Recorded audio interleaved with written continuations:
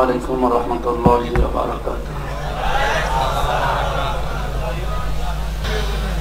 نحمده ونستعينه ونستغفره ونؤمن به ونتوكل عليه ونعوذ بالله من شرور أنفسنا ومن سيئات أعمالنا من يهدي الله فلا مضل له ومن يضلل فلا هادي له ونشهد أن لا إله إلا الله وحده لا شريك له ونشهد أن سيدنا وحبيبنا ومولانا محمدا عبده ورسوله الذي أرسله بالحق بشيرا ونذيرا وداعيا إلى الله بإذنه وسراجا منيرا فقد قال الله تعالى في كلامه المجيد وبرهانه التوحيد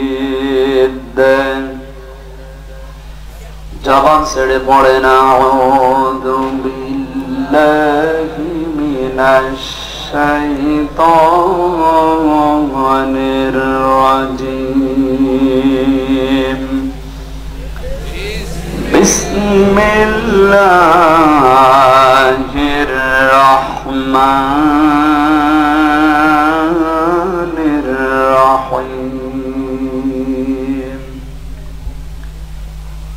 إن الله يأمر بالعدل والإحسان وإيتاء ذي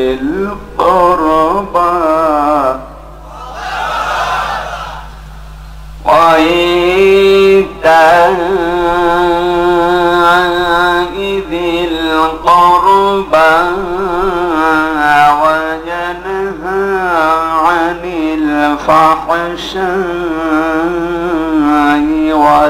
والمنكر والبغي يعظكم لعلكم تذكرون صدقت يا ربنا. عن أبي هريرة رضي الله تعالى عنه قال قال النبي صلى الله عليه وسلم من غش فليس منا رواه الترمذي. إن الله وملائكته يصلون على النبي يا أيها الذين آمنوا صلوا عليه وسلموا تسليما. اللهم مولانا محمد وعلى آل سيدنا حبيبنا أولئك بلبل کا ترنم بھی نہ ہو جمن دہر میں کلیوں کا تبسم بھی نہ ہو بلغ العلا بکمالہ صلوا عليه وآله. আলহামদুলিল্লাহ। বাংলাদেশের ঐতিহ্যবাহী জেলা পাবনা চাটমোহর থানার অন্তর্গত মির্জাপুর হাট জামে মসজিদ প্রাঙ্গণে এলাকাবাসী কর্তৃক আয়োজিত তাফসিরুল কোরআন মাহফিলের স্বনামধন্য সভাপতি অত্র এলাকার সর্বজন শ্রদ্ধাভাজন ব্যক্তিত্ব শাইখুল মাশায়েখ নেমাইচড়া ইউনিয়ন পরিষদের সম্মানিত চেয়ারম্যান বিশিষ্ট সমাজসেবক জনাব প্রকৌশলী AHM কামরুজ্জামান, আতালাল্লাহু উমরাহু ওয়া বারাকাল্লাহু ফি হায়াতি। জোরে বলেন আমিন। হায়াতের তাজ্জেবা সিহাতে করলিয়া কামনা করি। মাহফিলের প্রধান অতিথি মাননীয় জাতীয় সংসদ সদস্য পাবনা 3 গণমানুষের নেতা, আমাদের অভিভাবক মুরব্বী জনাব আলহাজ মোহাম্মদ মকবুল হোসেন, আমার আরাফাতি ভাই, আল্লাহ রাব্বুল আলামিন তার হজকে যেন কবুল করে জনগণের খেদমতের মাধ্যমে জান্নাত অর্জন করার তৌফিক দান করেন। আলোচনা রেখে দণ্ড করলেন জনাব মাওলানা হোসাইন আহমেদ মাহফুজ। আলোচনা রেখেছেন আপনাদের মসজিদের সম্মানিত খতিব জনাব আলহাজ মাওলানা রফিকুল ইসলাম, জনাব মাওলানা জহুরুল ইসলাম, হাফেজ মেহের আলী। মঞ্চে বসা দাওয়াত দিয়ে সেই কুষ্টিয়া থেকে পর্যন্ত কোরআনের কথাগুলো যাদের মাধ্যমে বলার জন্য এসেছি, মাহফিলের বরেণ্য সদস্য বড় ভাই জনাব আলহাজ সরোজ মিয়া, অন্ত্র মসজিদের সম্মানিত সভাপতি জনাব আলহাজ জাইনুল আবেদিন। মঞ্চে বসা আছেন বড় ভাই জনাব মাওলানা আব্দুল লতিফ, জনাব ফিরোজ ভাই সহ সম্মানিত পরিচালক, মঞ্চে বসা গণ্যমান্য ব্যক্তিবর্গ, সামনে বসা পিতৃতুল্য মরুপে গ্রাম, প্রাণ প্রিয় যুবক ভাইরা, স্নেহের কচি কাচারা। এই পাবনা, নাটোর, সিরাজগঞ্জ এই কয়েকটা জেলাতে আসলে যে মানুষটি আমার সাথে আসে, আমার শ্রদ্ধাভাজন মামা জনাব আবু বকর শেখ পেছনে বসা আছেন। আপনাদের পাবনার একজন কৃতি সন্তান আছে, নওগাঁর SP মহোদয় জনাব মোসাম্মেল হক, ওনার বিয়ার এসে মঞ্চে বসে আছে। আল্লাহ যেন তাকে হায়াতের তাজ্জিবা সিহাতে করলিয়া দান করে। পর্দার আড়ালের সম্মানিত মা এবং বোনেরা, প্রশাসনের ভাইরা, প্রাণ প্রিয় পাবনাবাসী, এবছরের শেষ মাহফিল এইটা পাবনায়, যে মহান রব্বুল ইজ্জাতুল জালাল কোরআনে কারিমের আকর্ষণে দল মত নির্বিশেষে ময়দানে হাজির করলে খুশি হয়ে বলেন আলহামদুলিল্লাহ। কিছু বিভ্রান্ত ছড়ানো হয়েছে এলাকাতে যে আমির হামজা জামাত ইসলাম করে, শিবির করে, অমক দলের রাজনৈতিক কথাবার্তা বলে, প্রধানমন্ত্রীকে গালি দেয়, যে কয়টা সবগুলো মিথ্যা কথা। এই মিথ্যাগুলো ছড়িয়েছে তারা, কোরআনের হক কথা বললে যাদের গায়ে লাগে তারা। এটা আমির হামজার দোষ না, দোষ হচ্ছে কোরআন শরীফের। আরো আসতে বলে আল্লাহ তাআলা জানিয়েছেন, সুম্মা আওরাসনাল কিতাবাল্লাযীনা ইসতাফাইনা মিন ইবাদিনা ফামিনহুম যালিমুন লিনাফসিহি ওয়া মিনহুম মুকতাসিদ ওয়া মিনহুম সাবিকুন বিল খায়রাতি বিইذنিল্লাহ যালিকা হুয়াল ফাযলুল কাবীর। সূরা ফাতির 22 নম্বর পারা 17 নম্বর পৃষ্ঠা 4 নম্বর লাইনের 32 নম্বর আয়াত।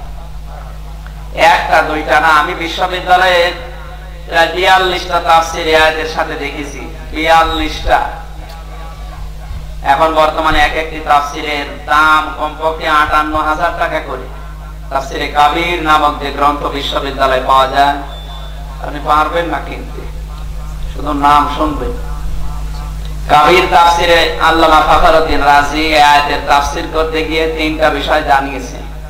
আল্লাহ তাআলা বলেন, দুনিয়াতে আমার বান্দা বান্দীদের ভেতরে কিছু মানুষকে আমি আল্লাহ কোরআনে কারিমের ওয়ারিস বানাই, সবাইকে না। কোরআনের জ্ঞান সবাই পায়? সবাইকে আল্লাহ দেয় না। মাইয়ুরিদিল্লাহু খায়রা ইউফাক্কিহু ফিদ্দীন, আল্লাহ যাকে ভালোবাসেন তাকে কোরআনের জ্ঞান দান করে। এই জ্ঞান পাওয়ার পরে মানুষ 3 ভাগে বিভক্ত হয়, বিশেষ করে আলেম যারা তারা। 1 নম্বরে ফামিনহুম যালিমুন লিনাফসি, কোরআনের জ্ঞান পেয়েছে কিন্তু নিজেদের উপরে জুলুম করে তারা ধ্বংস হয়ে গেছে। আজ বাংলাদেশ, আপনি আলেমদের দিকে তাকান, এই আয়াতটা 100 ভাগ মিলে যাচ্ছে, যদিও 1500 বছর আগের এই আয়াত। কত বছর? 1500 বছর আগের। আমার মনে হয়, আল্লাহ মনে হয় বাংলাদেশের অবস্থা দেখে দেখে নাজিল করছে।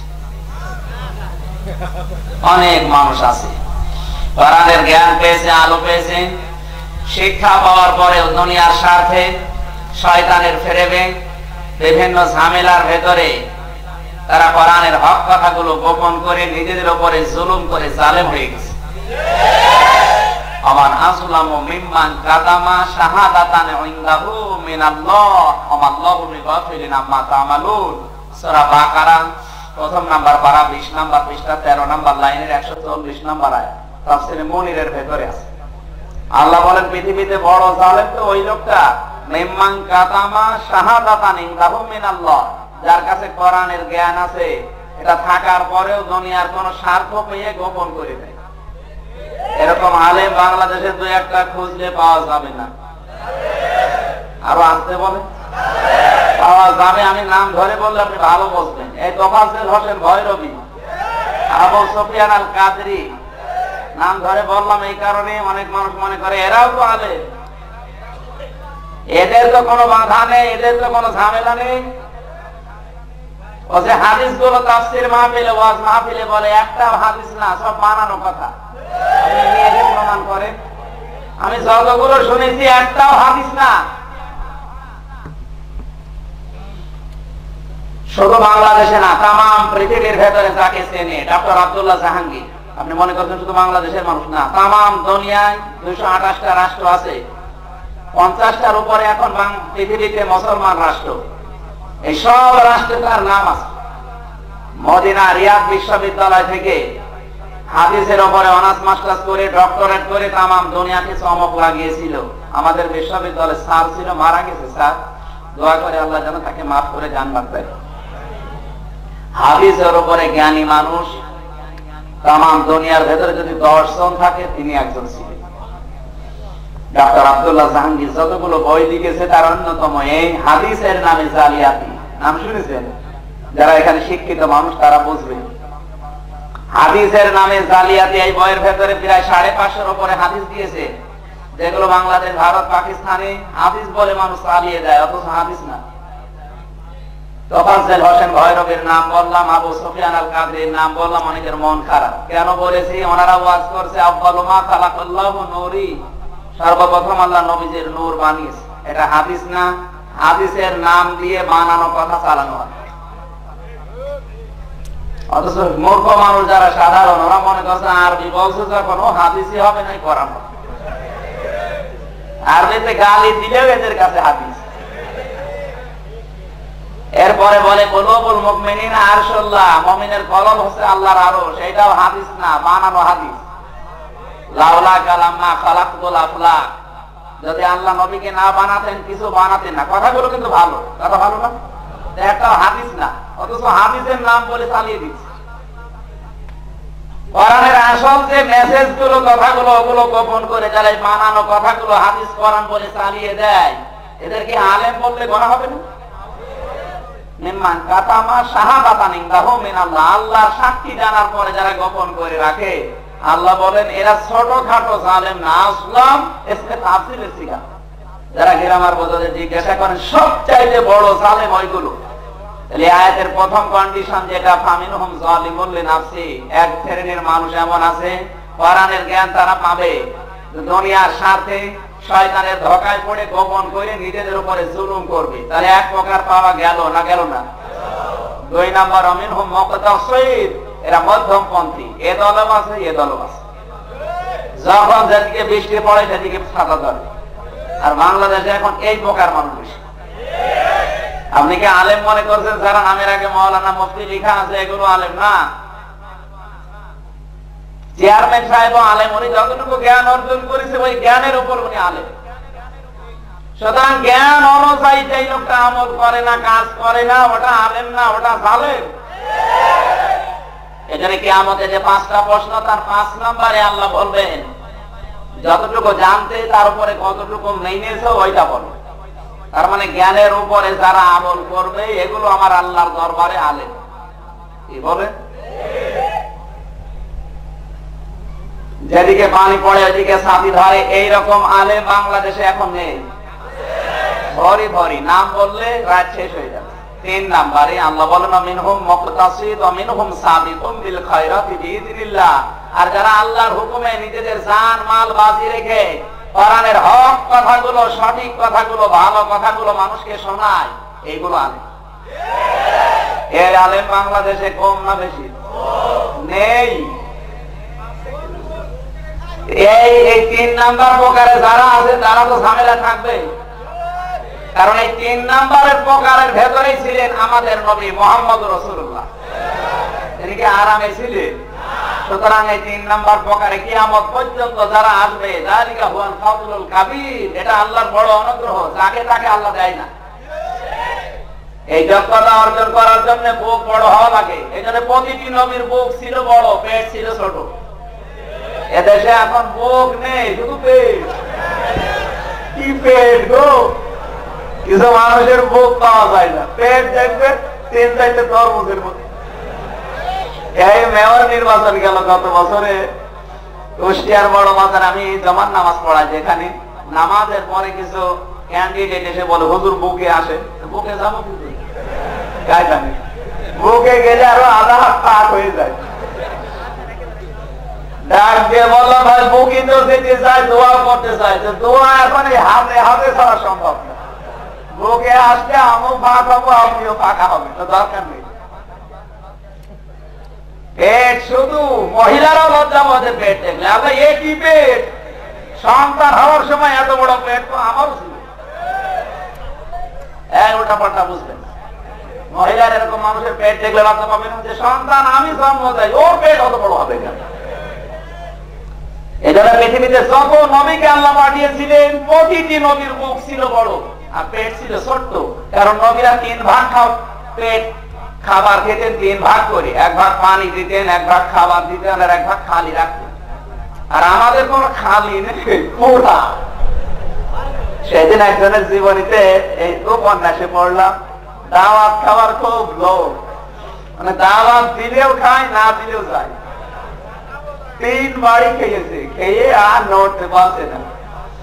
বট গাছের নিচে একটু শুয়েছে, ঘুম এসে গেছে। পিপিলিকায় এসে মুখ থেকে ভাত বের করে রাস্তা দিয়ে একটা লোক যাওয়ার সময় চিন্তা করছে কি মরা না চিন্তা, গায়ে হাত দিয়ে বলছে ভাই আপনি কি মরা না চিন্তা, লাভ দিয়ে বলছে ভাই দাওয়াত আরো আছে, এর মানে আরো খাবে। আমি হাসির খোরাকি দেয়নি, এখানে শিক্ষা একটা আছে। আজ বুক যাদের বড় হয় না, অধিকাংশ গুলোই দেখবেন জাকাত, ফেতরা, চামড়া এগুলো খেয়ে করি জানে শুধু পেট। কিছু আলাদা এখন তৈরি হচ্ছে, শুধু ভড়ি আর সহব্বা, তাছাড়া কিচ্ছু নেই। যার বুক নেই, সিনা নেই, করি জানে, হর কথা বলবে কি দিয়ে? আর ওই কথাগুলো বলতে গেলে আমি হামদা বিতর্কিত রাজনৈতিক কথা বলে, ওরে শয়তান, এই কথাগুলো আসল কথা। এগুলো আর মানুষ জানে না, এই জন্য ইসলাম সম্পর্কে আজেবাজে মন্তব্য করে। আর সবাই যদি আয়াত সম্পর্কে আমল করতাম, আল্লাহর কসম এই দেশে শিরিক আর বেদাত হতো না, সব উঠে চলে যেত। আমি তো গত বছরে আসলাম মক্কা মদিনা থেকে, 45 দিন ছিলাম, কই কোনো শিরিক বেদাত তো নেই ওই দেশে। যত শিরিকের আঁকড়া বাংলাদেশে, তাবিজ একেবারে গলায় ভর্তি। এখানে যাদের তাবিজ আছে খুলে ফেলে দেয়, এই মুহূর্তে খুলে ফেলে দেয়। এই কাদের তাবিজ আছে হাত তুলে, তাবিজ নেওয়া কি আপনাকে ইয়ে হচ্ছে না, খুলে ফেলেন। ওয়াজ শুনতে আসে না, শিরিক করবেন আর ওয়াজ শুনতে না, এই সময় মতো তাবিজ বলেন না। অনেক মানুষ বিয়ে হয় না, এই জন্য তাবিজ দেয়। আরে ভাই আমার বিয়ে লাগবে কয়টা? হ্যাঁ খুলে ফেলে দেন ভাই। কোরআন শরীফের ভেতরে 13 জায়গায় আল্লাহ নিজের জাত সম্পর্কে প্রশ্ন আছে। 13 জায়গায় কোরআন আমি গবেষণা করেছি, যেখানে আল্লাহর জাত সম্পর্কে প্রশ্ন, সেখানে আমার আল্লাহ জিবরাইলকে নবীকে মাইনাস করে নিজের নামে বান্দার সাথে দিয়েছে। আলাইসাল্লাহু বিকাফিন আবদা, আমি কি আমার বান্দার জন্য যথেষ্ট না যে তাবিজ লাগবে?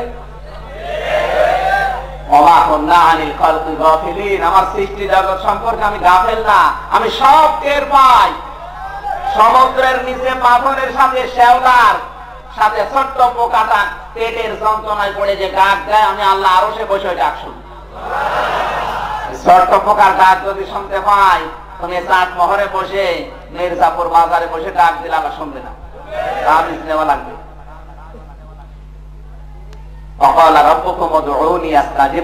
আমাকে ডাকো, আমি ডাকে সাড়া দেওয়ার জন্য আছি। নাহনু আকরাবু ইলাইহি মিন হাবলিল ওয়ারিদ, আমি আমার বান্দার শাহরগের চাইতেও নিকটে। ওয়াইদা সাআলাকা ইবাদি আন্নী ফাইন্নী করিব, আমাকে যখন বান্দা ডাকবে আমি একেবারেই নিকটে। এরকম 13টা আয়াত কোরআন শরীফে আছে, কিন্তু শরীয়তের প্রশ্ন যেখানে সেখানে কিন্তু আল্লাহ নিজে সরাসরি বলেন নাই। সেখানে হয় জিবরাইলকে নাই নবীকে দিয়ে আল্লাহ দুনিয়ার মানুষকে জানিয়েছেন। এরকম আয়াত আছে পুরা কোরআন শরীফে 19 জায়গায়। ইয়াসআলুনাকা মাযা ইউনফিকুন কুল মা আনফাকতুম মিন খায়রিন ফালিল ওয়ালিদাইনি ওয়াল আকরাবিন ইলা আখির আয়াত। সূরা বাকারা 2 নাম্বার পারা 12 নাম্বার পৃষ্ঠা 13 নাম্বার লাইনে 215 নম্বর আয়াতের প্রথম অংশে আছে। তাফসীর তাবারি থেকে বলছে, আল্লাহ পাক বলেন ইয়াসআলুনাকা মাযা ইউনফিকুন, হে নবী মানুষ যদি প্রশ্ন করে যে টাকা পয়সা খরচ করব কোন জায়গায়, এই জায়গায় কিন্তু আল্লাহ সরাসরি বলেন নাই। তখন আল্লাহ জানছেন কুল মা আনফাকতুম মিন খায়রিন, হে নবী আপনি বলুন। কারণ বিধানটা শরীয়তের বিধান। কিসের বিধান? কি বুঝলেন? এরকম 19 জায়গায় একটা একটা করে বলতে গেলে তো দেরি হয়ে যাবে, সময় এমনিতেই কম। এই আয়াতটার ভেতরে যে শিক্ষাগুলো আছে এগুলো আজকে বাড়ি নিয়ে যাওয়া লাগবে। এরকম 19 জায়গায়। কত জায়গায়? ইয়াসআলুনাকা আনিল আহিল্লাহ, হে নবী মানুষ যদি চাঁদ সম্পর্কে প্রশ্ন করে কুল হিয়া মাওয়াকিতু লিন-নাস ওয়াল হাজ, তখন আল্লাহ সরাসরি বলেন না, ডাক দিয়ে বলেছেন নবী আপনি বলুন। চাঁদ বাড়া কমা এই জন্য কারণ এটা পৃথিবীর ক্যালেন্ডার। কি আরো জোরে বলেন? সবগুলো দলিল আপনি বাড়িতে দেখে নেবেন, লম্বা করে বলতে পারছি না। সুতরাং আল্লাহ সম্পর্কে কোন প্রশ্ন আসলে আল্লাহর জাত সম্পর্কে জিবরাইলকে আল্লাহ মাইনাস করে দিয়েছেন, নবীকে মাইনাস করে সরাসরি আমার বান্দার জন্য আমি আল্লাহ যথেষ্ট। আমাকে ডাকবে, আমি আল্লাহ ডাকের সাড়া দেব। এর মাধ্যমে কোন ভায়া মিডিয়া মাধ্যম লাগবে না। আজ কত ভণ্ড পীর আল্লাহ পর্যন্ত পৌঁছানোর জন্য মাধ্যম হয়ে বসে আছে। ওরা বলে ওসিলা পীর সাহেব না ধরলে, পীর সাহেব না ধরলে আল্লাহ পর্যন্ত পৌঁছানো যাবে। এরকম আয়াতও অনেক জায়গায় পড়তে আমি শুনেছি। নাম ধরে বলছে এই জন্য মানুষ যেন সতর্ক হয়। 8 রাশি গিয়েছিলাম কমপক্ষে 3 বার। আসরের নামাজ পড়ে বসে আছি, ইমাম সাহেব তেলাওয়াত করার পরে জানিয়ে দিচ্ছে সবাই ঘুরে বসেন, বাবা এখন ফয়েজ দেবে। আমি ঘুরে বসে আছে, দেখি না কিচ্ছু যাচ্ছে। তেলাওয়াত করছে ইয়া আইয়ুহাল্লাযীনা আমানুত্তাকুল্লাহা ওয়াবতাগু ইলাইহিল ওয়াসিলা ওয়াজাহিদু ফি সাবিলিহি লাআল্লাকুম তুফলিহুন। সূরা মায়েদা 6 নাম্বার পারা 12 নাম্বার পৃষ্ঠা 10 নাম্বার লাইনের 35 নাম্বার আয়াতটা আল্লাহ তাআলা বলেন, ওহে যারা ঈমানের দাবি করো আমাকে ভয় করো, ওয়াবতাগু ইলাইহিল ওয়াসিলা, আমি আল্লাহ পর্যন্ত পৌঁছাতে যেন একটা মাধ্যম তালাশ করো। এই মাধ্যমটা কি সেই ব্যাখ্যা আল্লাহ নিজে দিয়েছেন। এটা আল্লাহ পর্যন্ত পৌঁছাতে হলে কি লাগবে, কি ধরা লাগবে? 8 রশি, 14 রশি, 15 রশি কি ধরবেন? দুনিয়ার কোন মানুষের কাছে কিন্তু আল্লাহ ব্যাখ্যাটা দেয়নি, আল্লাহ নিজে ব্যাখ্যা দিয়েছেন। ওয়াজাহিদু ফি সাবিলিহি লাআল্লাকুম তুফলিহুন। আমি আল্লাহ পর্যন্ত যদি পৌঁছাতে যাও, যত মানুষ যত রাস্তা দুনিয়ায় বের করেছে একটাও সঠিক না। একটা মাত্র রাস্তা আছে, সেটা আমি আল্লাহর রাস্তায় জিহাদ করা লাগবে। এই জিহাদ শব্দটা নিয়ে তামাম দুনিয়ায় যত ভেজাল, জিহাদের অপব্যাখ্যা করে আজ অনেকে আইএস হচ্ছে, অনেকে জঙ্গি হচ্ছে, অনেকে জিএমবি হচ্ছে, অনেকে হারকাতুল জিহাদ হচ্ছে। জিহাদের সাথে এদের কোনো সম্পর্ক নেই। জিহাদ ফরজ আর জঙ্গি জিএমবি হারাম। মানুষ হত্যা করার সাথে ইসলামের কোনো সম্পর্ক নেই। এগুলো শয়তানরা সব কোরআনের আয়াত বিকৃতি করে বানিয়েছে। এই যে মায়েদার আয়াত পড়লাম 35 নাম্বার আয়াত, এর 3টা আয়াত আগে আল্লাহ তাআলা বলেন, মান কাতালা নাফসাম বিগাইরি নাফসিন আও ফাসাদিন ফাকান্নামা কাতালান নাসা জামিআ। কোন মানুষ যদি কোন মানুষকে হত্যা করে, ইঙ্গিত দেয়, ক্ষমতার বহর দেখায়, ইশারা করে, কারো কারণে যদি একটা বিনা অপরাধে মানুষ মারা যায়, হত্যা হয়ে যায়, ও যেন তামাম দুনিয়ার সব মানুষকে হত্যা করার গুনাহ করে।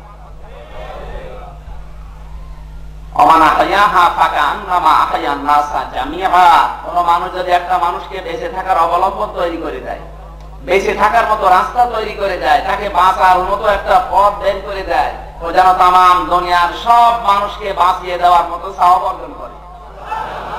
একটা মানুষকে বেঁচে থাকার অবলম্বন তৈরি করে দিলে তামাম দুনিয়ার মানুষকে বেঁচে থাকার অবলম্বন তৈরি করে দেওয়ার সওয়াব হয়।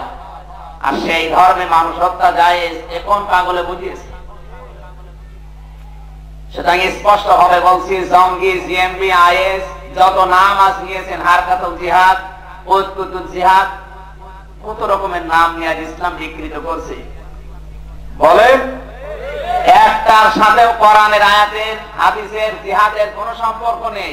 ওগুলো সব রাম আর বাম আর ইহুদি খ্রিস্টানদের চক্রান্ত। কোন মুসলমানের সন্তান যারা বিশেষ করে জেনারেল শিক্ষিত, এই লাইনে চলতেছে, তারা কোরআনের আয়াত তো বোঝে না, ওদেরকে বাবারা যা বোঝাচ্ছে ওরা তাই বোঝে। বিভ্রান্ত হবে না, আপনি নিজে কোরআন পড়ে।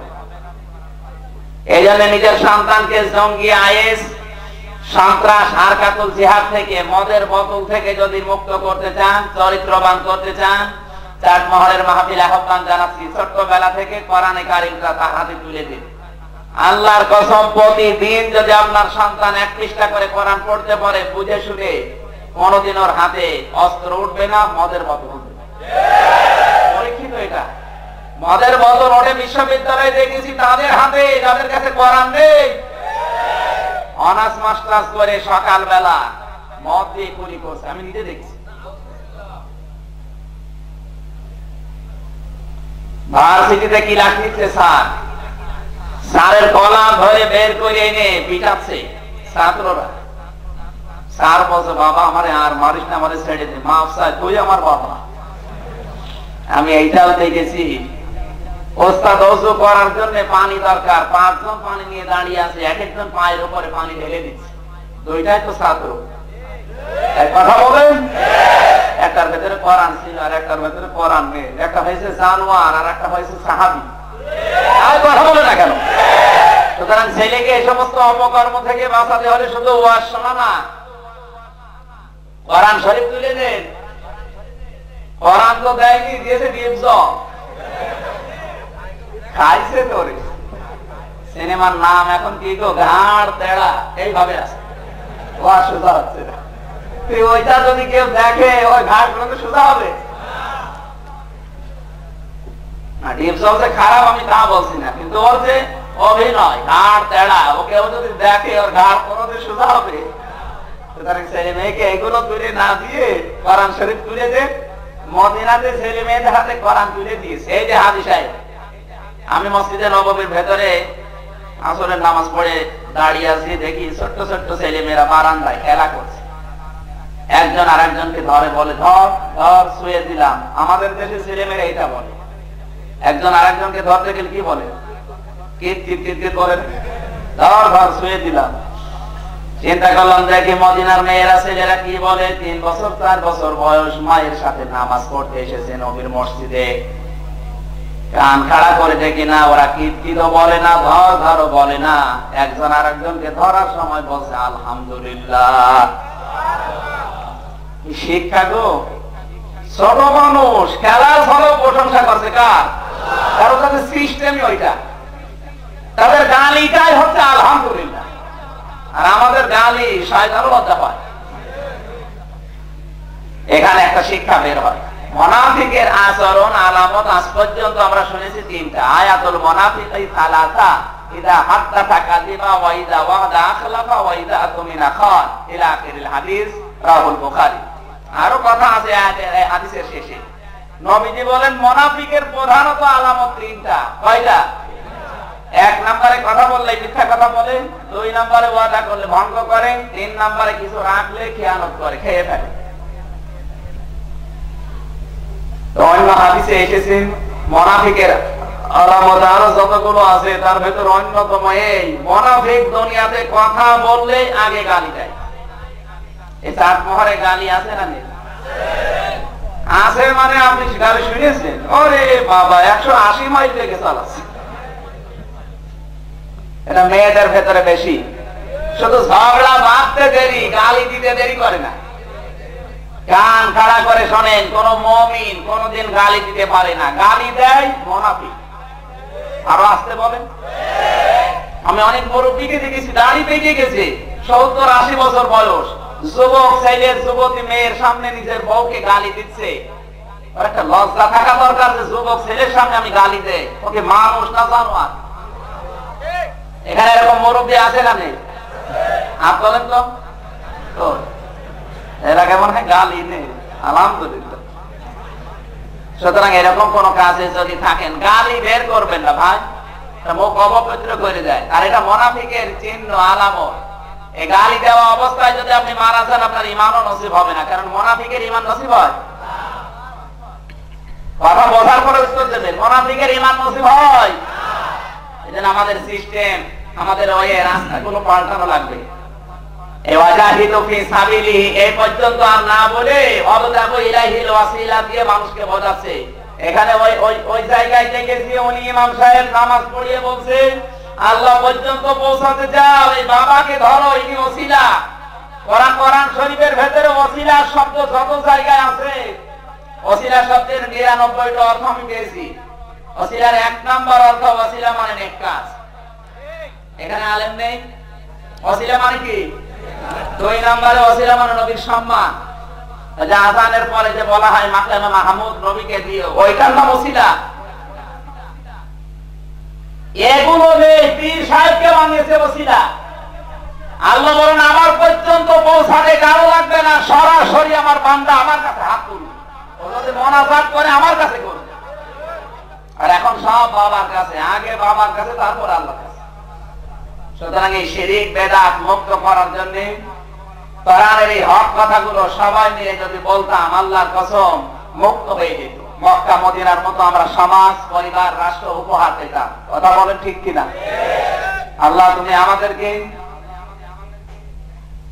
আমিনহুম সাবিকুন বিল খায়রাতি বিইজনিল্লাহ যতদিন বাঁচিয়ে রেখেছো, এই কন্ডিশনের উপরে বাঁচিয়ে রাখো।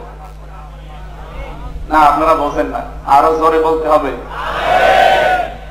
কোরআনের মাহফিলে যে মানুষগুলো আসলাম, যতগুলো লাভ উপকার, তার অন্যতম উপকারে আল্লাহ রাব্বুল আলামিন বলেন, ফাউলাইকা ইউবাদদিলুল্লাহু সাইয়্যাতিহিম হাসানাত ওয়া কানাল্লাহু গফুরুর রহিমা।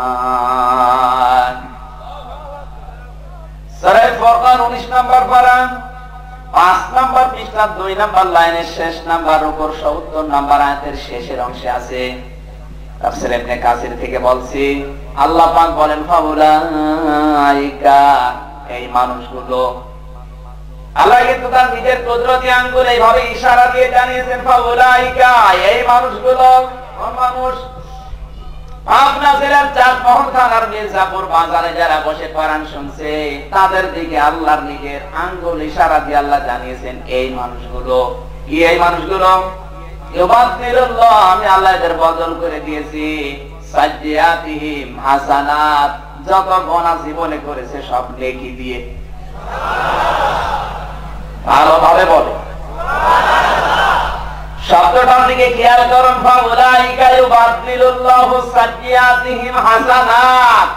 সাইয়্যাতিহিম বহুবচন, হাসানাত বহুবচন। একটা গুনাহও বাকি থাকবে না। কোরআনের মাহফিলে যদি বসে, আমি আল্লাহ সব গুনাহগুলো পরিবর্তন করে নেকি বানিয়ে দিয়েছি। আমার জন্ম 92 সালে, আমার বয়স এখন 26 বছর। যত গুনাহ 26 বছর আমি করেছি, কোরআনের মাহফিলে বসার সঙ্গে সঙ্গে আল্লাহ সব গুনাহ নেকি বানিয়ে দিয়েছে। চেয়ারম্যানের বয়স এখন মনে করেন 50 বছর।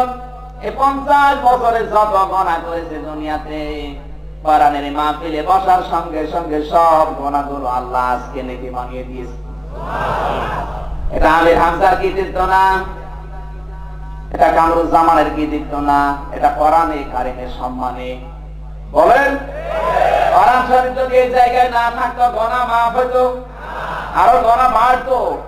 এখানে কোরআন যেখানে নেই ওখানে যাওয়া যায় নেই। এখানে যদি মমতাজ আসতো, আসতে শুধু কয়জন মমতাজ আসলে আসতেন না? কারা কারা হাত করে তো? আচ্ছা, মনে করছেন হুজুর জানেন না, টিকিট কিনে জায়গা পাওয়া যায় না। তুলছে আন্দাজে হাত তুলবে না ভাই, ওকে নিয়ে এসে দেখে তো টিকিট কেটে জায়গা পাওয়া যায় কিনা। আমার দাদা ছোটবেলায় বলছিল, তুমি বন্ধ গেছে মমতাজের কনসার্টে, সামনের লোক পেছনের লোককে বলছে, ভাই তুই আমার জায়গাটা দেখ, আমি একটু বাইরে যেয়ে ঘুরি। তুই যাবি আর জায়গা হারাবি, তো যাওয়ার দরকার নেই। সামনের লোকটা বলে, না আমার যাওয়াই লাগবে। যাওয়া লাগবে মানে আমার মুখের ভেতরে তো পানের পিক এ ফেলা লাগবে। পেছনের বন্ধু বলতে যাচ্ছে, পানের পিকটাতে কি হয়েছে? সামনে যে লোক আছে ওর পকেটে ফেলবে। পকেটে ফেলবো, টের পেলে টের পাবে কি করে? আমার মুখে যে পানের পিক ছিল তোর পকেটে কিছু টের পাচ্ছে। এই আগ্রহ নিয়ে দেখতে চিন্তা করে। কোরআনের মাহফিল কি মমতাজের কনসার্টের চাকরি ছোট? বলেন, এভাবে আছেন, আরো অ্যাক্টিভ হওয়া লাগবে। কোরআন শুনতে হলে একেবারে স্তব্ধ হয়ে যাওয়া লাগে। মদিনার মসজিদে বিভিন্ন খুঁটির গড়ায় দেখুন কোরআন শরীফের তাফসীর হয়, মনে হচ্ছে কোরআন শরীফ নাজিল হলে যেভাবে স্থির থাকে মানুষ ওইভাবে জমে গেছে। এবার আয়াতের মূল শিক্ষা আছেন, আল্লাহ কেন অপরাধগুলো মাফ করে দেবেন। ফা শব্দটা আল্লাহ আয়াতের মাঝখানে দিয়েছেন। আরবি গ্রামার যারা বোঝে, ফা শব্দটা 19টা অর্থে ব্যবহার হয়।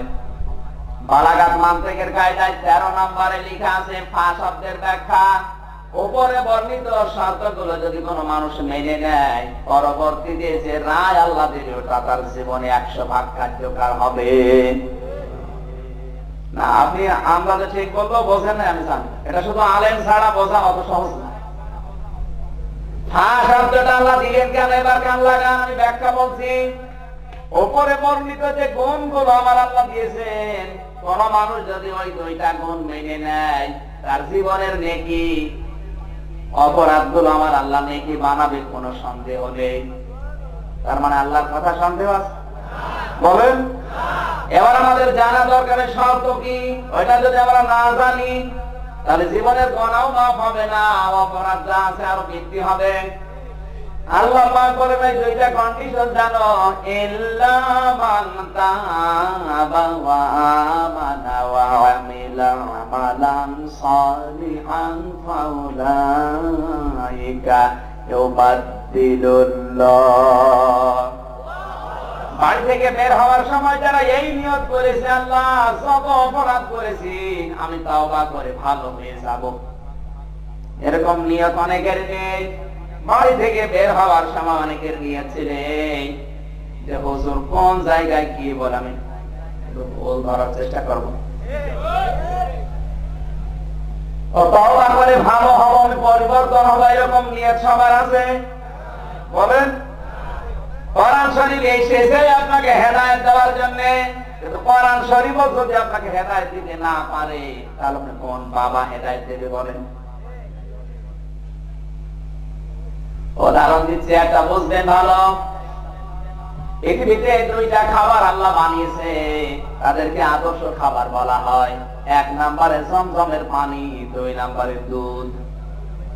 গম আছে? জমজমের পানির ভেতরে আমার আল্লাহ খাবার রেখেছেন, পানির পিপাসা মেটানোর যোগ্যতা দিয়েছেন।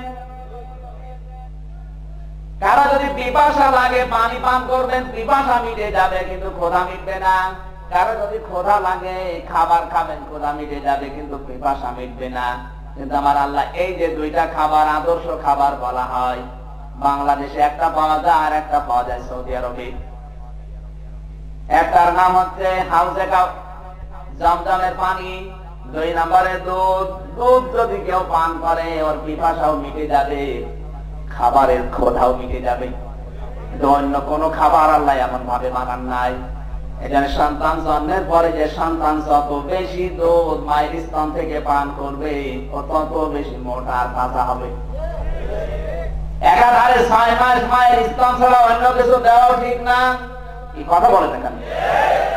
এমনকি নবীজি জানিয়েছেন ১৫০০ বছর আগের কথা। এটা বিজ্ঞান মাত্র ২১৫ বছর আগে প্রমাণ করেছে এই কথাটা। আল্লাহর নবী জানিয়েছেন, কোন সন্তান জন্মের পরে ১ ঘন্টার ভেতরে যদি মায়ের গান স্তন পান করতে পারে, ওই শাল দুধটা কমপক্ষে ৬টা রোগ থেকে আমার আল্লাহ তাকে বাঁচিয়ে দেয়। প্রতিদিন একটা সন্তান মায়ের স্তন থেকে কমপক্ষে ৮ বার করে দুধ পান করে, রাত দিন ২৪ ঘন্টায়। মা যারা আছে তারা বুঝবেন। আপনি হয়তো বাবা টের পান না কখন ঘুম আসে আপনার, কখন ঘুম ভাঙে, কিন্তু ২৪ ঘন্টার ভেতরে আপনি মায়ের স্তন পান করেছিলেন ছোটবেলায় কমপক্ষে ৮ বার।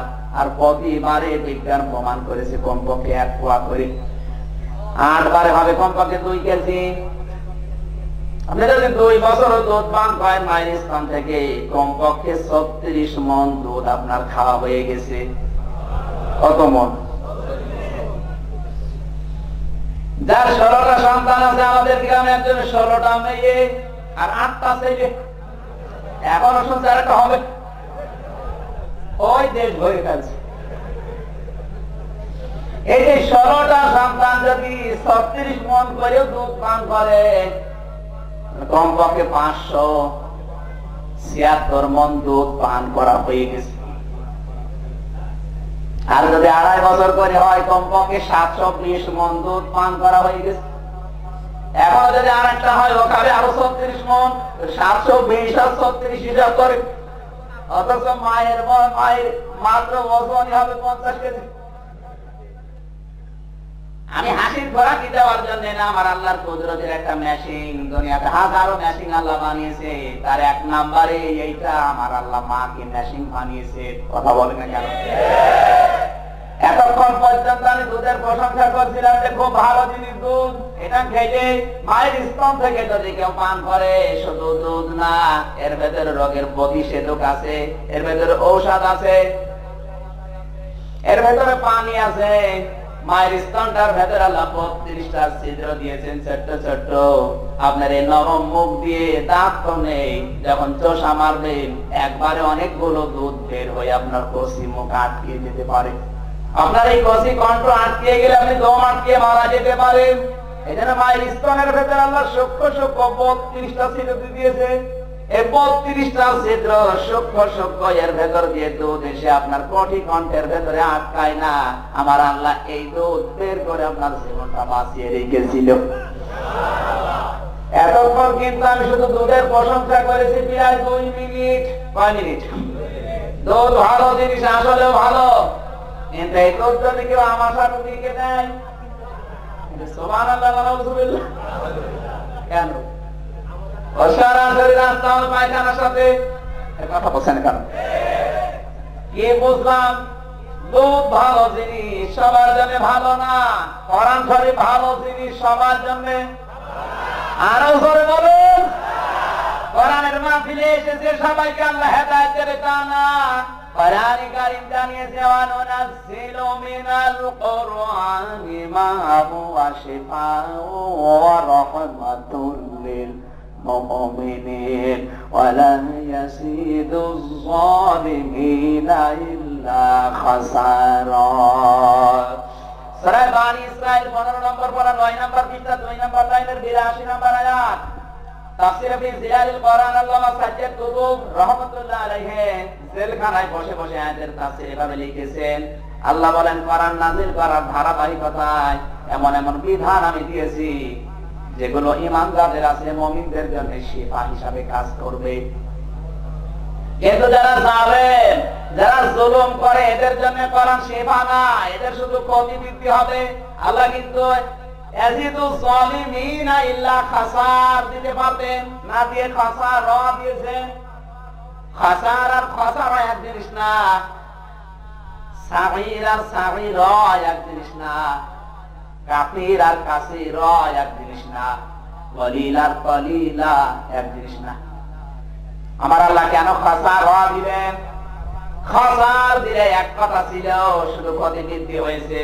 আর খাসার মানে দিন যত যাবে তত ক্ষতি বৃদ্ধি হবে না। কথা বোঝেন না ভাই? কোরআন বুঝতে হলে একটু জ্ঞান থাকা লাগবে। আলেমরা যারা এরা বুঝতে পারবে। আল্লাহ খাসার দিয়েছেন এই কারণে যারা দুনিয়াতে জুলুম করে, বিশেষ করে নিজের ব্যক্তিগত জীবনে নফসের উপরে যারা জুলুম করেছে, পরিবারের উপরে যারা জুলুম করেছে, সমাজের উপরে যারা জুলুম করেছে, জনগণের উপরে যারা জুলুম করেছে, ওরা কোরআন শরীফ শুনলে ওদের উপকার না, ওদের দিন যত যাবে তত ক্ষতি বৃদ্ধি হবে। জুলুমের যতগুলো আছে আমি একটা একটা করে পয়েন্ট আকারে বলবো, আসতেছে সামনে। একটা বলছি, একটা বলার পরে আমি আয়াতের দিকে যাব। এই কষ্ট হচ্ছে না তো? এমনিতে এখন তো সিজন না মাহফিলের, সেই জোশ এখন আর নেই। যতটুকু আছে ভাঙা ভাঙা গলায় কণ্ঠে বলছি, ভালো করে বলছেন কথাগুলো। খুলনা আমাদের বিভাগ, আপনাদের তো রাজশাহী নাকি? আমাদের খুলনা, কুষ্টিয়ার সাবেক চেয়ারম্যান খুলনায় গেছে, কাজকর্ম করার পরে দেখে গাড়ি ঘোড়া আর নেই। ছেলের বাড়িতে গিয়ে উঠেছে, কলিং বেল টিপ দেওয়ার পরে দেখে ছেলে বেরিয়ে এসেছে। ছেলেকে ডাক দিয়ে বলে, বাবা তুমি এত রাত্রে আসলে কোথা থেকে? কাজকর্ম করে বাড়ি যেতে পারি না, এই জন্য চলে আসলাম। ছেলেটা স্ত্রীকে ডাক দিয়ে বলে, তাড়াতাড়ি রান্না করো, আমার বাবা এসেছে। স্ত্রী বলে, তোমার বাবা তুমি রান্না করে খাওয়াও, আমি কেবল সিরিয়াল থেকে ঘুমালাম। সিরিয়াল একটা দুইটা না, প্রায় 13টা সিরিয়াল দেখেছে, মাগরিব থেকে শুরু করে রাত 11টা পর্যন্ত। এখন সিরিয়াল হচ্ছে প্রায় 13টা। কয়টা? মনে করছেন হুজুর কিছু জানেন না? আপনি যে খোঁজ খবর নিয়ে দেখেন, যারা দেখে এলাকা মনে হয় কারেন্ট নেই নাকি? 13টা সিরিয়াল হয় এখন, তাও তো কিরণমালা বন্ধ হয়ে গেছে। এটা বন্ধ হওয়ার পরও 13টা আছে। বউ ডাক দিল, কেবল 13টা সিরিয়াল শেষ করে ঘুমাবো, তোমার বাবা আসার সময় পাইনি, তোমার বাবা তুমি রান্না করো। পর্দার আড়ালে মা বোন যারা এসেছেন তাদেরকে এবার বলছি, নিজের বাবার বাড়ি থেকে কেউ আসলে স্বামীকে বলেন বাজার করো, বাজার করে আনে, পোশাক আশাক কিনে আনো, নিয়ে আসে। আপনার তো দায়িত্ব রান্না করার, আপনি রান্না না করে ফাঁকি দেন, এই উল্টা পাল্টা কথা স্বামীকে শুনিয়ে দেন। আল্লাহর কসম আপনি বউ হিসাবে ধরা খেয়ে বসে আছেন। এরকম বউ দেশে নেই? গ্রাম্য এলাকা বোঝে না, শহরে এটা বোঝা যায়। কারণ বাংলাদেশে এখন 100টা পরিবারের 98টা স্বামী তার স্ত্রীর কাছে অসহায়। যেগুলো চিল্লাচ্ছে বলতেন এইগুলো ঝামেলা আছে। এত জোরে চিল্লাবে কোন কারণে? বিয়ে না করলেও ঝামেলায় আছে, বিয়ে করে ঝামেলায় পড়বে। স্বামী চিন্তা করছে, এখন যদি কিছু বলি আমার বাবা আবার ভেঙে থাকবে, কি করি? আস্তে করে বাবাকে বলে, আব্বা তুমি কি খেয়ে এসেছো? যদি না খাও চলো খুলনায় নিয়ে যাই, তোমার হোটেলে খাওয়াই। ছেলের বাড়ি কেউ খেয়ে যায়? ডাক দিয়ে বলছে, বাবা আমার খাওয়া লাগবে না, আমার পেট ভরা আছে, তুই ঘুমিয়ে পড়। সন্তান তো জানে আমার বাবা খায়নি, মিথ্যা কথা বলছে।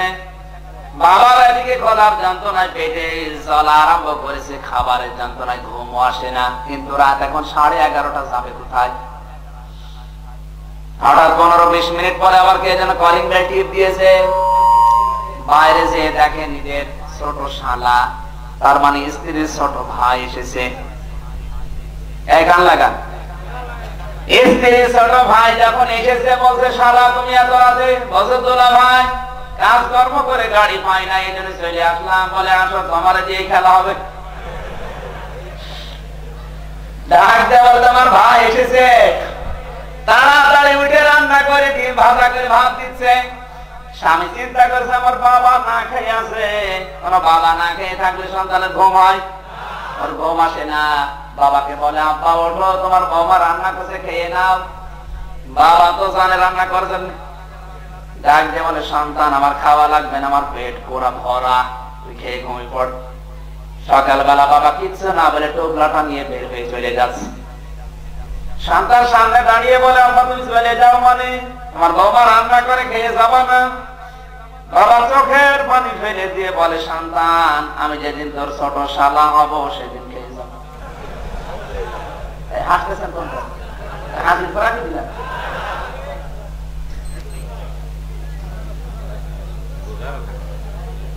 মনে করছেন হুজুর ছোট, কি আন্দাজে উল্টা পাল্টা বলছে। আমি কি যে কথা বলি ওখান থেকে শিক্ষা বের করি, আন্দাজে কোনো কথা বলি না। বিশ্ববিদ্যালয় শেষ করে আসলাম, এখনো ছোট কাটছে না, আরে দাড়ির জন্য মাই খেয়ে যাচ্ছে। এখনো মানুষ দেখলে আমার বলে বাচ্চা হুজুর, বাচ্চা কাইপো কবে?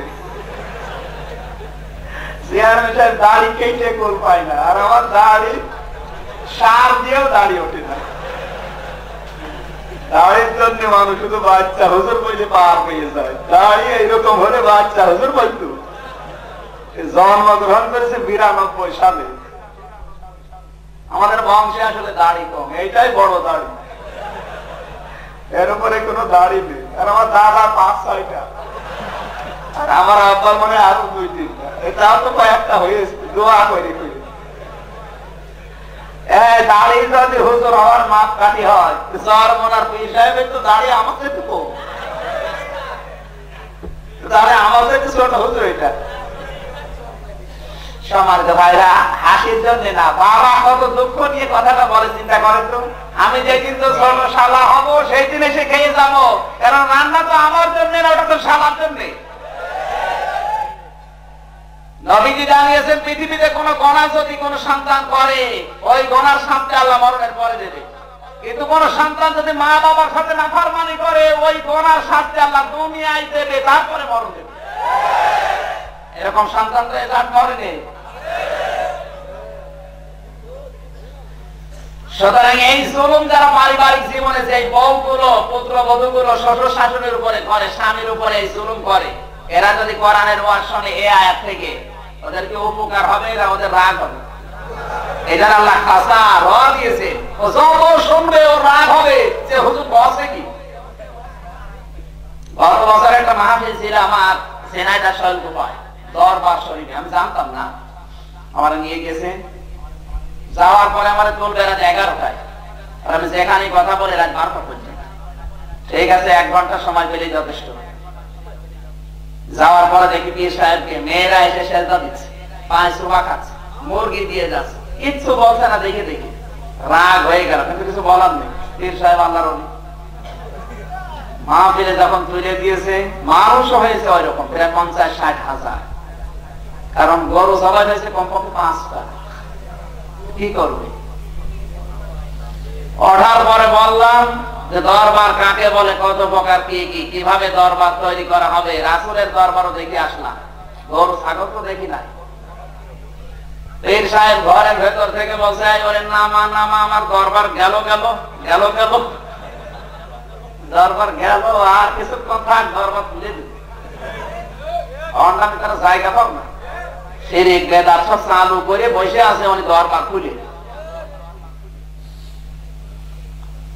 কোরআনে কারিমের এই কথাগুলো সঠিকভাবে বলতে গেলে, যারা এই জুলুম গুলো পরিবারে করে, যে সমস্ত স্ত্রীগুলো স্বামীর উপরে, স্বামী স্ত্রীর উপরে, এদের উপকার হবে না।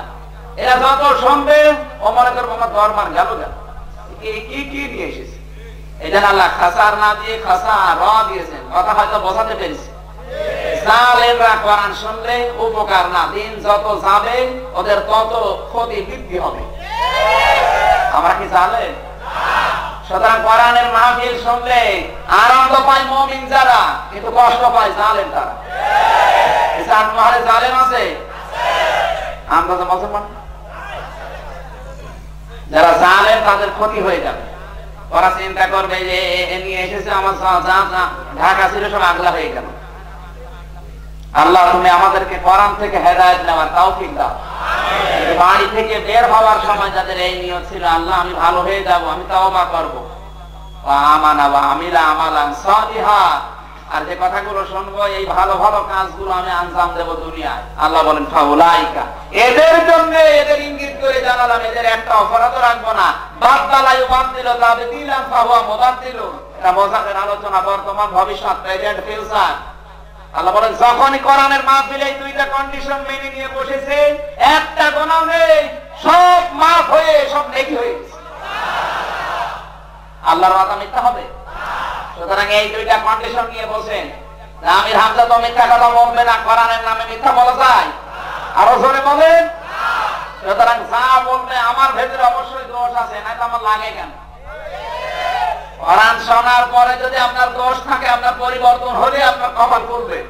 আর যদি আপনার রাগ হয় সাময়িক আমার প্রতি কিছুদিন, তো রাগ তো করার দরকার ছিল কার উপরে? আল্লাহর উপর রাগ করা যাবে? সুতরাং কোরআনেরও দোষ না, আমি হামজারও দোষ না, ও তো অ্যাডভার্টাইজ করছে, দোষ সব আমার।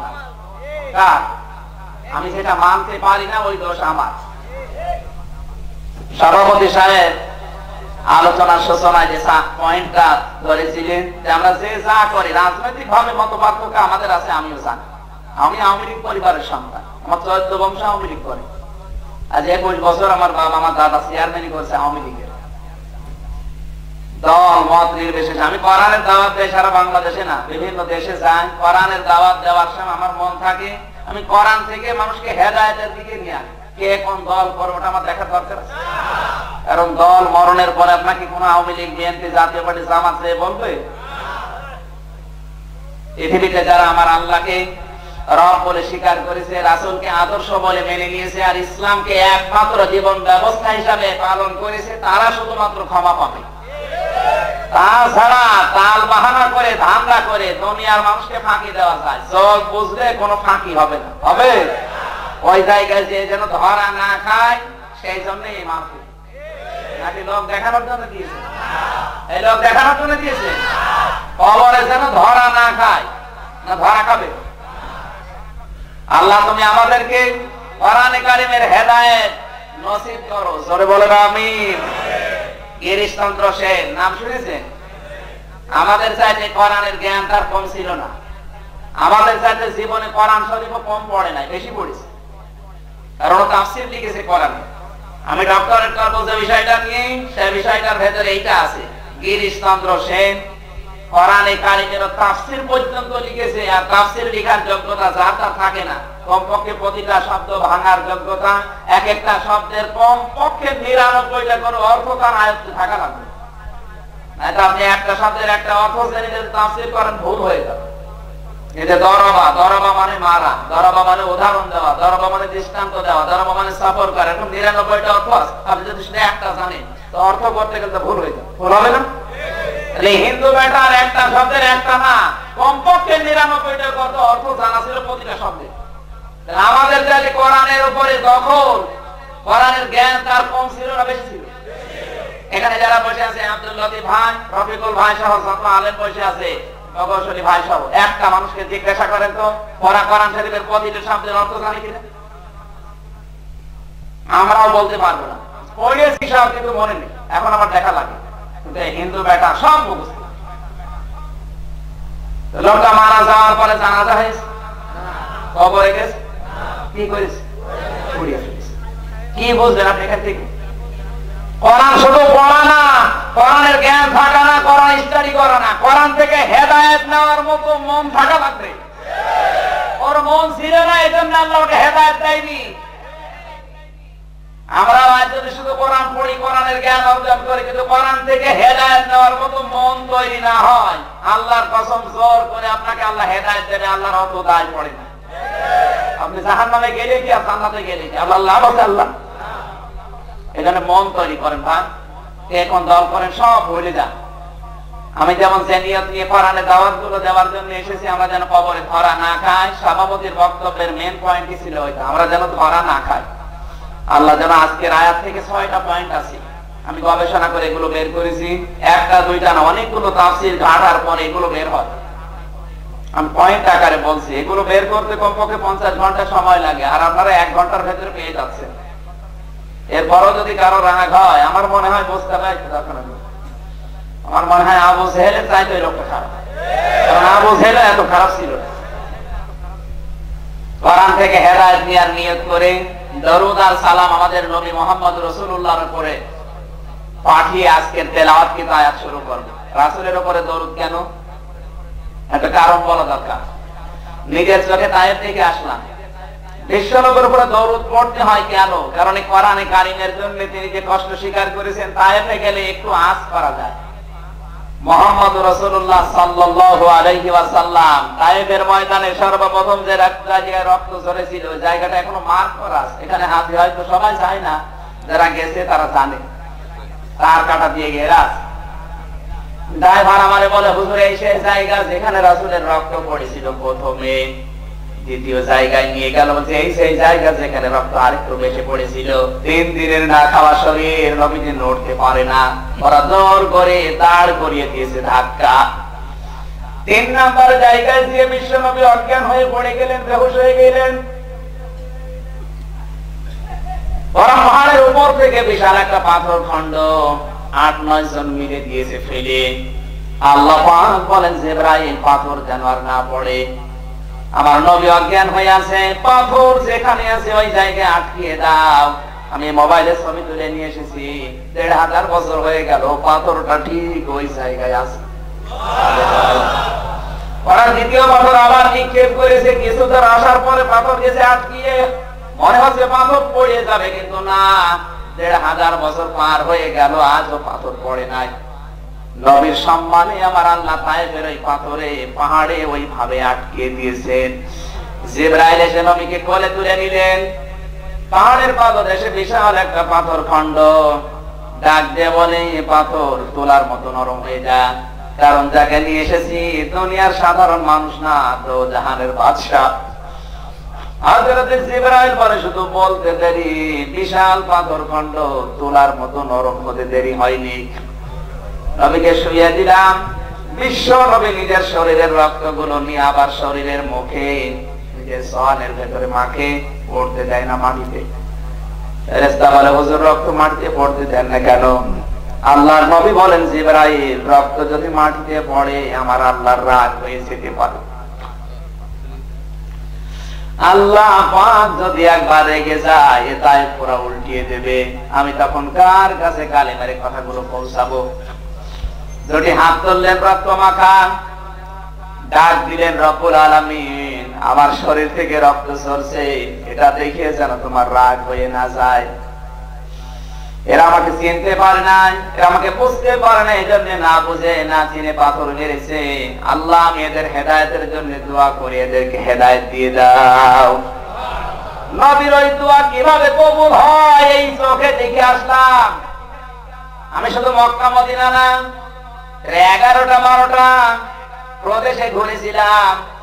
দাম্মামে গেছি, আল কাসিমে গেছি, রিয়াদে গেছি, যত জায়গায় নাজরানের জেদ্দায়, মক্কা মদিনা সহ যত জায়গায় গেছি, কোন জায়গায় আমি ফসল পাইনি।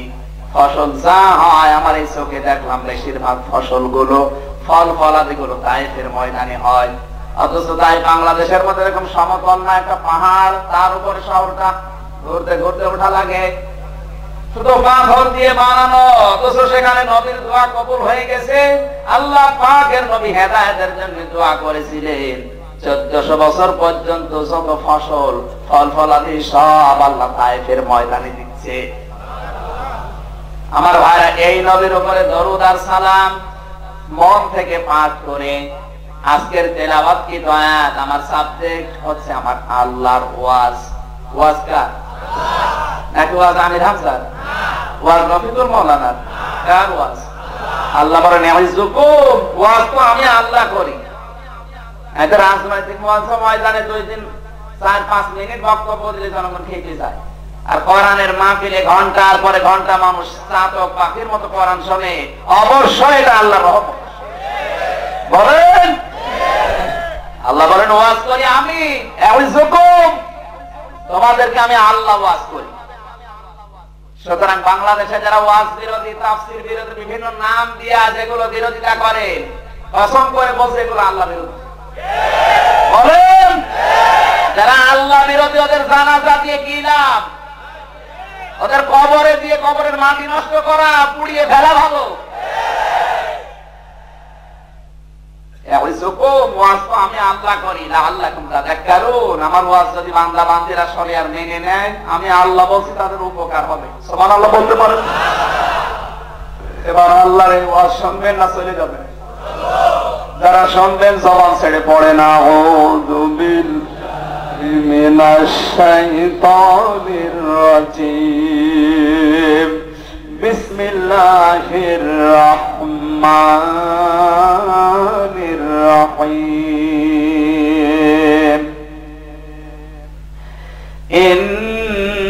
ইন্নাল্লাহা ইয়া'মুরু বিল আদলি ওয়াল ইহসানি وإيتاء ذي القربى وينهى عن الفحشاء والمنكر والبغي يعظكم لعلكم تذكرون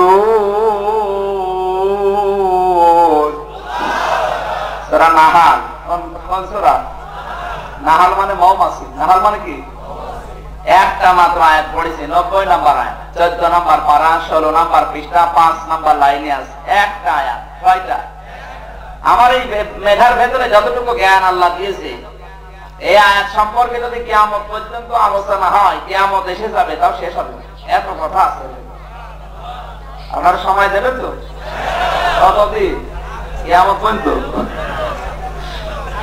আমি শুধু থিওরি গুলো সামারাইজ করে অনেক কথা আছে থিওরি গুলো সামারাইজ করে অল্প অল্প করে বলছি মোবাইল যাদের আছে তুলে দিন আল্লাহ তাআলা বলেন ইন্নাল্লাহা অবশ্যই আমি আল্লাহ ইয়ামুরু আদেশ করছি কি বিল আদলি এক নম্বরে দুনিয়ায় যেখানে আসো ন্যায় বিচার করবা কি বিচার রাগ হয়ে গেল ওয়াল ইহসান দুই নম্বরে সদাচরণ করবা ভালো ব্যবহার করবা ওয়াইদাইদিল কুরবা তিন নম্বরে নিকট আত্মীয় স্বজন যারা আছে তাদের খোঁজ খবর রাখবা এই তিনটা আমার আল্লাহর আদেশ কার আদেশ একটাও কিন্তু দুনিয়ার বিষয় না সব আখিরাতের সাথে সম্পর্কিত পরে আমি ব্যাখ্যার দিকে যাব আল্লাহ বলেন আয়ানহা এই তিনটা কথা বলার পর আর তিনটা কাজ আমি নিষেধ করলাম এক নম্বরে আনিল ফাহশা তোমরা অশ্লীলতা ছড়াবে না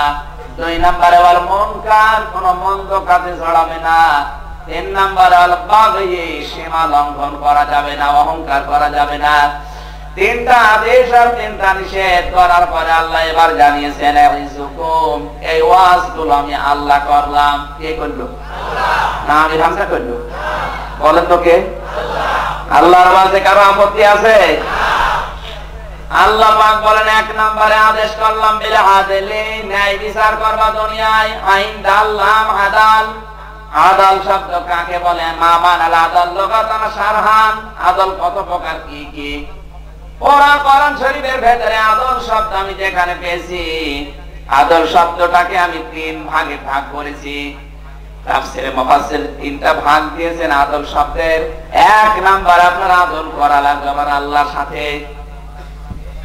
দুই নম্বরে আদল হবে রাসূলের সাথে তিন নম্বরে আদল হবে সৃষ্টি জগৎ তার মানে এই দুনিয়াতে শ্রেষ্ঠ যারা মানুষের সাথে এই তিনটা আদল এবার আমরা দেখি আমাদের জীবনে আছে কিনা যদি না থাকে আমার আল্লাহর ওয়াজ আমরা মানছি আল্লাহর ওয়াজ আজ বুঝি না এখন আল্লাহর সাথে আপনি আদল করবেন কি করে তাকে দেখা যায় আরো জোরে বলেন রব্বুল আলামিন বলেন আমার সাথে আদল করার এক নম্বরে নিয়মে ওয়াইদে আখাযা রাব্বুকা মিন বানি আদামা মিন সুহুরিহিম যুররিয়াতাহুম ওয়া আশহাদাহুম আলা আনফুসিহিম আলাস্তু বিরাব্বিকুম ক্বালু বালা শাহিদনা ইলা আখিরি আয়াত সূরা আরাফ 8 নম্বর পারা 12 নম্বর পৃষ্ঠা 3 নম্বর লাইনের 172 নম্বর আয়াতের প্রথম অংশে আছে তাফসীরে তাবার থেকে বলছি আল্লাহ পাক বলেন স্মরণ করো ওই সময়ের কথা যখন আমি রূহ জগতে রূহের জগতে আলমে আরওয়াই হযরত আদমের পৃষ্ঠ থেকে রূহগুলো বের করে আমি প্রশ্ন করেছিলাম আলাস্তু বিরাব্বিকুম আমি কি তোমাদের রব না যত রূহ আমরা ওই জায়গায় ছিলাম সবাই বলেছি ক্বালু বালা অবশ্যই আপনি আমাদের রব পাবনা মাসে এখান থেকে একটা শিক্ষা বের হয় আমরা যদি ক্বালু নাম বলতাম তাও তো অর্থ হয়ে যেত কি অর্থ হয়ে যেত নাম মানে ওহা বালা মানে ওহা নাম না বলে বালা বললাম কেন নাম মানে নরমালি হা আর বালা মানে অবশ্যই হা আমরা গ্যারান্টি দিয়ে বলেছি অবশ্যই আপনি আমাদের রব সঙ্গে সঙ্গে আমার আল্লাহ বলেছেন শাহিদ না আমি কিন্তু সাক্ষী থাকলাম শুধু আমি একা না, আমার ফেরেশতার শাহিদ না, আমার ফেরেশতারাও সাক্ষী, তোমরাও সাক্ষী থাকো। কিয়ামতের ময়দানে কিন্তু এই বিষয়টা সম্পর্কে আমি আবার প্রশ্ন করব। দুনিয়ায় যে যেন গাফেল হয়ে না যাও।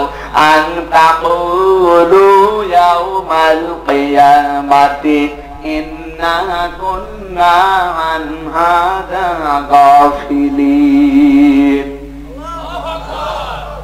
আমার আল্লাহ যে সম্পর্কে প্রশ্ন করেছিলেন ওই সম্পর্কটা আগে জানা লাগবে। প্রতিটি মানুষের জীবনে জগৎ পার হয় পাঁচটা। আর এক নম্বরে জগৎ হচ্ছে রুহের জগৎ, আলমে আরওয়ার জগৎ। দুই নম্বরে আলমে বুতুন, মায়ের পেটের জগৎ। তিন নম্বরে আলমে দুনিয়া, এখন যে জগতে আছি। চার নম্বর আলমে বারজাখ, কবরের জগৎ। পাঁচ নম্বরে আলমে আখিরাত, আখিরাতের জগৎ। আব্দুল্লাহ ইবনে মাসউদ রাদিয়াল্লাহু তাআলা আনহু এই আযাব শব্দের ব্যাখ্যা করতে গিয়ে লিখেছেন, মানুষের জীবনে চারটা জগৎ একটা একটা করে শেষ হবে, শুরু হবে, শেষ হবে। কিন্তু পাঁচ নাম্বার যেটা আলমে আখিরাত, ওর শুরু আছে, কোনদিন আর শেষ নেই। রুহের জগৎ শুরু হয়েছিল, শেষ হয়ে গেছে। মায়ের পেটের জগৎ শুরু হয়েছিল, শেষ হয়ে গেছে। দুনিয়ার জগৎ শুরু হয়েছে, শেষ হবে। কবরের জগৎ শুরু হবে, শেষ হবে। কিন্তু পাঁচ নাম্বার যেটা, ওটা একবার যদি শুরু হয়ে যায় কোনদিন, আরো জোরে বলেন। এখন আমরা তাহলে আছি কয় নাম্বারটাই? 3 নাম্বার। দুইটা পার করে ফেলেছি, সামনে দুইটা আছে, মাঝখানেরটাই আমরা আছি। এই মাঝখানের এই সময়টা আমাদের জীবনের জন্য মহা পরীক্ষা। কি এটা? আল্লাযী খালাকাল মাউতা ওয়াল হায়াতা লিয়াবলুয়াকুম আইয়ুকুম আহসানু আমালা। সূরা মুলকের 2 নম্বর আয়াতের মাঝের অংশে আমার আল্লাহ দিয়েছেন, রব্বুল আলামিন বলেন, তিনি সে আল্লাহ যিনি তোমাদের মৃত্যু বানিয়েছে, মৃত্যু সৃষ্টি করেছে, মরণ বানিয়েছে, আর জীবন বানিয়েছে। কেন বানালেন? লিয়াবলুয়াকুম আইয়ুকুম আহসানু আমালা। কি আমার ভাইরা, আল্লাহ রাব্বুল আলামিন মাউতা শব্দটা দিয়ে আয়াত আরম্ভ করেছেন। তোমাদের মউত আল্লাহ আগে বানিয়েছেন, এরপর বানিয়েছেন হায়াত। কান লাগান, তাফসিরে মুফাসসির দিয়েছেন আল্লাহ মউতের কথা আগে দিলেন কেন? যতটুকু তাফসির আমি দেখেছি, সব মুফাসসির একটা কথা জানিয়েছে, মরণের কথা আল্লাহ আগে দিলেন এই কারণে, তোমরা দুনিয়ার মানুষ যারা আছো এই হিসাবটা করবা, যা করি মরা লাগবে।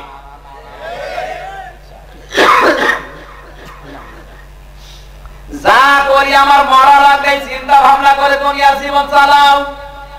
তুমি দুনিয়ায় 50 তলা বিল্ডিং এর মালিক, অসুবিধা নেই। বৈধ পন্থায় বানাবে না অবৈধ পন্থায় বানাবে, আমি আল্লাহ তো ছেড়ে দিয়েছি। কিন্তু একটা কথা মনে রাখবা, মরা লাগবে।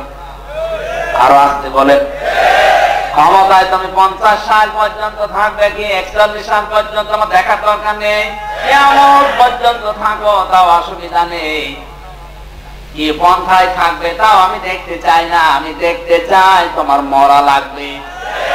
এখানে মাউতা শব্দটা আগে দিয়েছেন আল্লাহ, কিন্তু আল্লাযী খালাকাল হায়াতা ওয়াল মাউতা দিতে পারতেন না, দিয়ে মাউতা দিলেন এই কারণে। এই কথাটা আমাদের স্মরণ রাখা লাগবে। আমি যা করি কি করা লাগবে? আরো জোরে বলেন। এরপর আল্লাহ হায়াত বানালেন। হায়াত আমি আগে ব্যাখ্যা দিয়েছি 5 প্রকারটা, আমরা মাঝেরটায় আছি। কেন দিলেন? লিয়াবলুয়াকুম আইয়ুকুম আহসানু আমালা। রব্বুল আলামিন বলেন, তোমাদের জীবনে আমি একটা মহা পরীক্ষা নিতে চাই। এই মহা পরীক্ষায় সবচাইতে ভালো কাজ করে কি আসতে পারো ওইটা দেখতে চাই। সুবহানাল্লাহ বলতে পারেন না?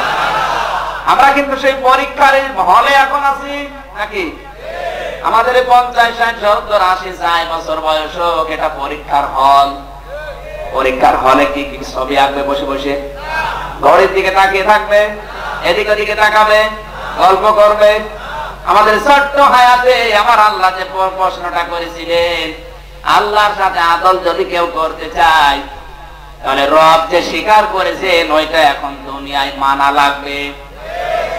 রব শব্দটা পড়া কোরআন শরীফের ভেতরে 19টা অর্থ আমি পেয়েছি। প্রধানত সামারাইজ করে আমি 5টা বানিয়েছি। এই 5টা অর্থের সাথে যাদের জীবন যৌবনের মিল থাকবে, এই মানুষগুলো আমার আল্লাহর সাথে আদল হবে। আর যাদের এই পাঁচটা জিনিসের সাথে মিল নেই, আমার আল্লাহর সাথে তাদের আদব নেই। সহজ ভাষায় বলছি, পরে কোরআন শরীফের ভেতরে ৬৬৬৬ আয়াত আছে, এর ভেতরে ৫০০ আয়াত হচ্ছে শরীয়তের বিধান। কিসের বিধান? শরীয়তের এই বিধানগুলো সম্পর্কে আমার আল্লাহ আপনাকে প্রশ্ন করবে। একটা বিধান আমরা কায়েম করতে পারি নাই বাংলাদেশে, একটা বিধানও চলে না, সেখানে কোনো ফতোয়া বাজি নেই, কোনো গন্ডগোল নেই, মারামারি নেই, সে বিষয়ে কোনো কথাবার্তা হয় না। এদেশে যত গন্ডগোল হয় নফল, মুবাহ, মুস্তাহাব আর সুন্নাত নিয়ে। এদেশে মারামারি করার, গন্ডগোল করার সোর্স আছে আমিন জোরে বলা, আস্তে বলা নিয়ে। বলেন এটা কি ফরজ, ওয়াজিব? এটা নিয়ে গন্ডগোল করেন মানে মোনাজাত হাত তৈরি হবে না হাত ফেলে দিয়ে হবে, এই নিয়ে গন্ডগোল করে।